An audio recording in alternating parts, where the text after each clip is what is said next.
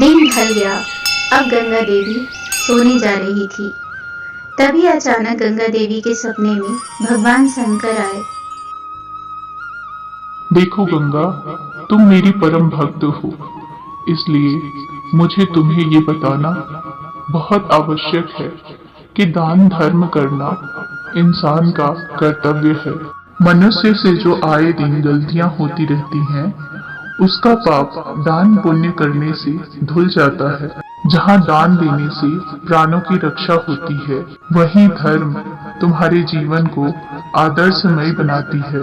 जितना जरूरी धरती, आकाश, वायु, अग्नि होता है, उतना ही जरूरी एक मनुष्य के लिए दान होता है। भगवान शंकर को स्वप्न में देखकर और उनकी ये बातें सुनकर गंगा देवी का नींद खुल गया।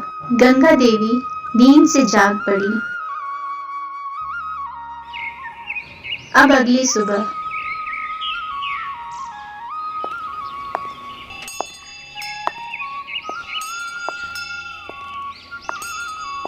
हे देव के देव महादेव, हे परमेश्वर, आपने मेरे सपने में आकर मेरी आंखें खोल दी। अज्ञान रूपी अंधकार से मुझे जागृत कर दिया। हे प्रभु, मैं आपसे वचन देती हूँ कि मैं आज के बाद सभी गरीब दुखी लोगों का आर्थिक रूप से सहायता करूँगी। फिर क्या था? अब अगले दिन से गंगा देवी पूरी तरह से बदल गई। उसके दर पर आए हुए सभी फकीरों को वो भिक्षा देने लगी। गंगा देवी का यह स्वभाव देखकर भगवान शंकर और माँ पार्वती बहुत प्रसन्न हुए।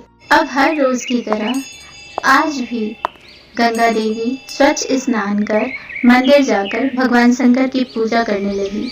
हे प्रभु, आपने जिस विस्तार से मुझे ज्ञान और धर्म की बातें बताई, उस दिन से मैं अपनी शक्ति के अनुसार हर दीन दुखिया को दान कर रही हूँ। हे भोलेनाथ, मेरी आपसे बस इतनी सी प्रार्थना है कि आप अपनी दया मुझ पर यूं ही बनाए रखना। तभी गंगा की ये सारी बातें सुनकर कैलाश में बैठे माँ पार्वती और भगवान शंकर आपस में वार्तालाप कर रहे थे। स्वामी, गंगा देवी ने आपके ज्ञान धर्म की बातों को पूरी तरह से अपना लिया है। देवी पार्वती, केवल गंगा ही नहीं बल्कि हर मनुष्य यदि नीति, सत्य, दान, धर्म का पालन करता रहे तो धीरे धीरे उस मनुष्य को इस अनुशासित जीवन का आदत पड़ जाता है। और एक बार जब मनुष्य का ये स्वभाव बन जाए तो वो जीवन में कभी परिवर्तित नहीं होता। महादेव, आपका एक एक अक्षर सत्य है।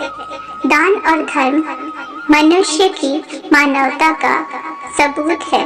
लेकिन प्रभु, देखना तो ये है कि गंगा कब तक अपने सत्य के मार्ग पर चलती है।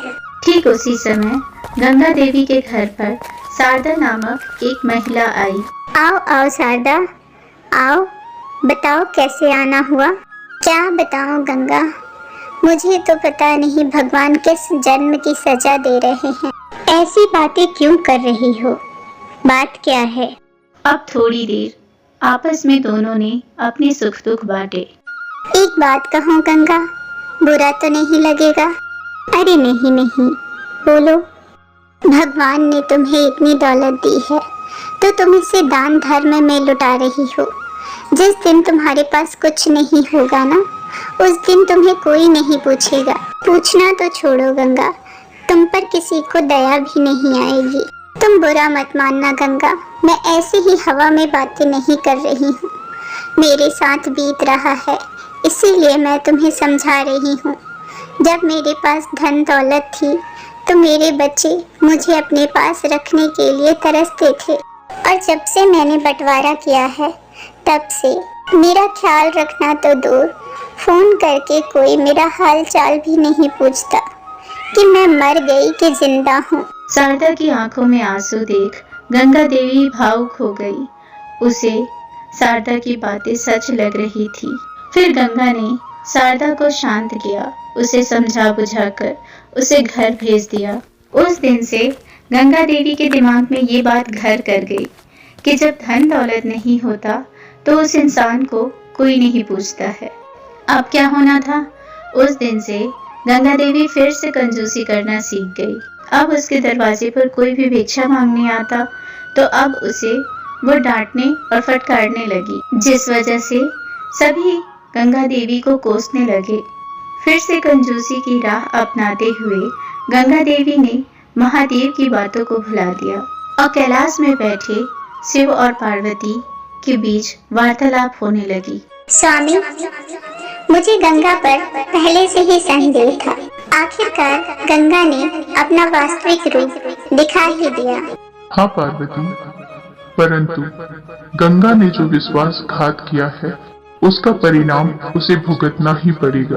अब भगवान शंकर क्रोधित होकर गंगा देवी के घर पहुंचे, लेकिन गंगा देवी भगवान शंकर के प्रकट होने का तात्पर्य अच्छी तरह समझ रही थी। गंगा, तुम मेरी भक्त नहीं हो, तुम एक स्वार्थी और लालची महिला हो। मेरे द्वारा बताए गए दान धर्म की बातें को तुमने भुलाकर फिर से कंजूसी का मार्ग अपना लिया।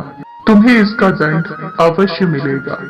तुम्हारे पास आज के बाद एक निवाला भी नहीं बचेगा कि तुम खुद खा सकोगी। भगवान शंकर ने गंगा देवी को दंडित किया और फिर वहां से अदृश्य हो गए। अब क्या होना था?